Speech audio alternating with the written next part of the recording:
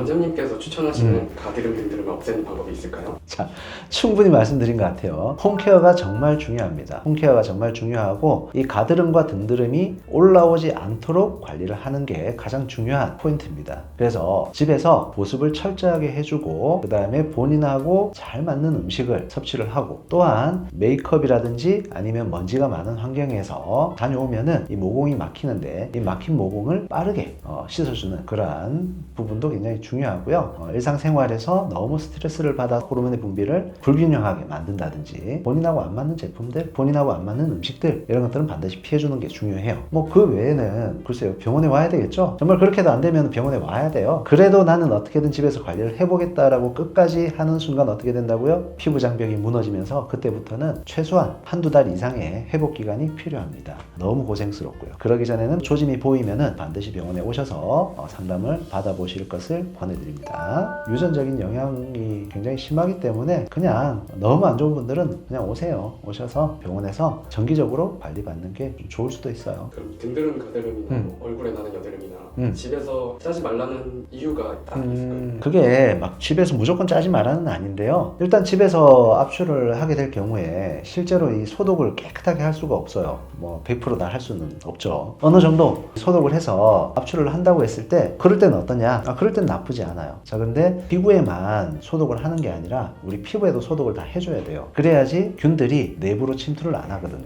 피부 안쪽으로 균이 일단 들어가기 시작하면은 걷잡을 수가 없이 문제가 심각해집니다. 이 균이라는 거는 얘가 한 마리가 딱 들어갔다 해서 한 마리로 그냥 거기 살고 끝나는 게 아니고 한 마리가 들어가면요 얘들이 번식을 엄청나게 빨리 해요. 자, 그만큼 굉장히 위험할 수가 있는 거죠. 그래서 2차 감염이라고 표현을 하는데 그런 2차 감염이 생기기 시작하면은 이거는 진짜 끔찍합니다. 그래서 가능하면은 집에서는 압출을 안 하는 게 좋지 않을까라고 제가 말씀을 드리는 거고요. 정말 깨끗하게 나는 할 수 있다, 자신 있다 그런 분들은 한번 해보세요. 근데 쉽지는 않을 겁니다. 압출의 목적이 뭐냐면은 단순하게 피지를 뽑아내는 게 목적이 아니에요. 그 피지를 뽑아냄으로 인해서 최대한 흉터가 덜 생기도록 만드는 게 압출의 목적이거든요. 그래서 경우에 따라서는 정말 강하게, 경우에 따라서는 정말 살살, 경우에 따라서는 정말 압출을 안 해야 되는 경우도 있어요. 정말 주사만 맞고 염증을 깔아앉혀야 되는 경우도 있는데 그 모든 경우에 다 압출을 하게 되죠. 집에서는. 그걸 어떻게 판단을 하겠어요? 전문가가 아닌데. 그건 당연한 거예요. 그래서 그렇게 압출을 하다 보면은 염증이 더 심해지고 또 경우에 따라서는 흉터가 훨씬 더 심해지는 경우가 생기는 거죠. 압출은 잘했더라도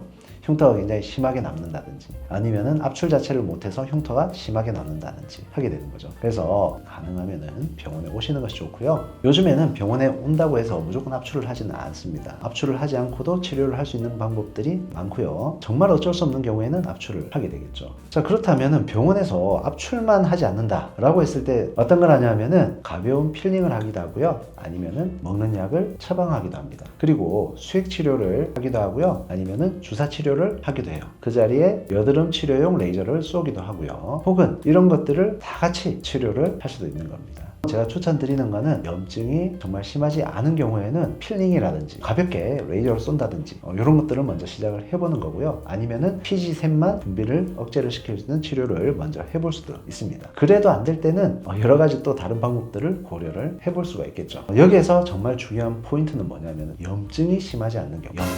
염증.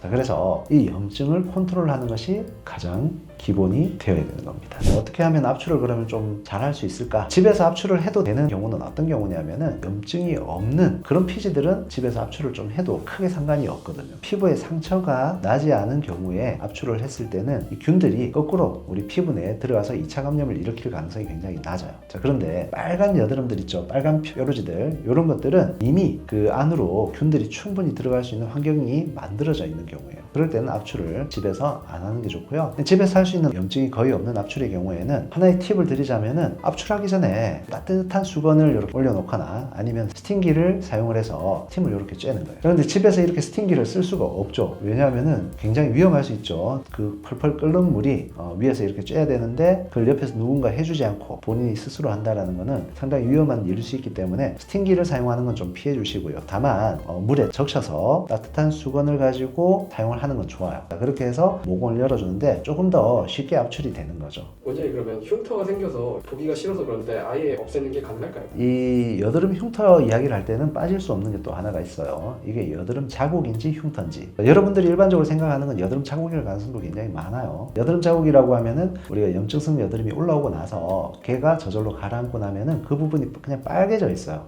그게 여드름 자국이고요. 여드름이 났던 자리가 움푹움푹 패여 있는 그게 여드름 흉터예요. 자, 여드름 자국은요 회복이 가능합니다. 자, 그리고 약간 패여 있더라도 이 여드름 흉터가 생길 것 같으면은 빠르게 병원에 와서 재생을 시킬 수 있는 그런 치료를 받게 되면은 생길 흉터도 안 생겨요.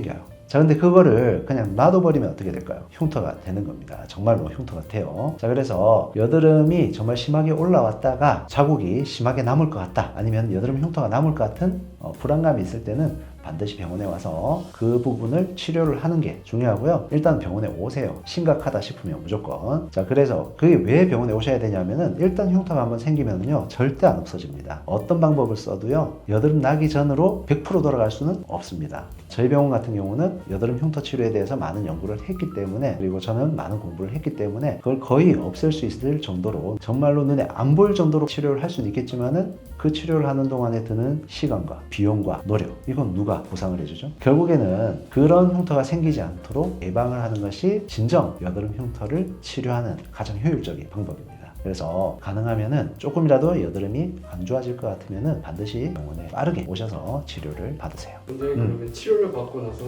재발 방지하는 뭐 특별한 방법이 있을까요? 아주 특별한 방법이 있죠. 처음 이야기했던 거, 제일 처음 이야기했던 거. 일단은 여드름이 안 올라오게 하려면은 건강한 음식, 본인하고 잘 맞는 음식을 섭취를 해야 되고, 그리고 여드름이 잘 올라오는 환경에는 안 가는 게 좋고, 혹은 어쩔 수 없이 노출이 됐을 때는 빠르게 그런 요인들을 해결을 해줘야 되고, 그리고 호르몬의 불균형을 유발할 수 있는 그러한 여러 가지 문제점들이 있는 부분들을 안 생기도록 하는 거. 특히나 스트레스를 너무 많이 받는다든지, 스트레스가 생기면 빨리 풀어야죠. 자, 그리고 두 번째는 잠을 안 잔다든지, 놀려고 피부를 좋아지게 만들고 싶은 분들이 절대 하면 안 되는 행동입니다. 내가 스트레스를 받아서 그런 스트레스를 풀기 위해서 나는 놀아야 돼, 그래서 밤에 잠을 자기 싫어, 이건 절대 안 되는 거죠. 그리고 또 하나는 그거죠. 피부 장벽이 손상되지 않도록 조심하는 거. 그러니까 여드름이 좀 올라온다 싶으면 빨리 오는 거, 병원에. 그리고 피지 분비라는 게 조금 덜 되도록 노력을 해주는 거. 보습에 대해서 굉장히 신경을 써주는 거죠. 또 뭐 필요하면은 약도 집에서 먹어줘야 되고. 그래서 그런 부분들은 꾸준히 병원에 오시면서 저하고 상담을 하고, 거기에 대해서 생활 패턴이라든지 행동 패턴을 계속해서 바꾸면서, 아니면은 식생활 습관을 바꾸면서 고쳐나가는 거, 이게 필요할 것 같아요. 중요합니다. 관리 잘 하셔야 돼요. 본인의 피부를 가꾸는 것도 현대 사회를 생활하는 데 있어서 가장 중요한 포인트가 될 수가 있겠죠. 행복하세요.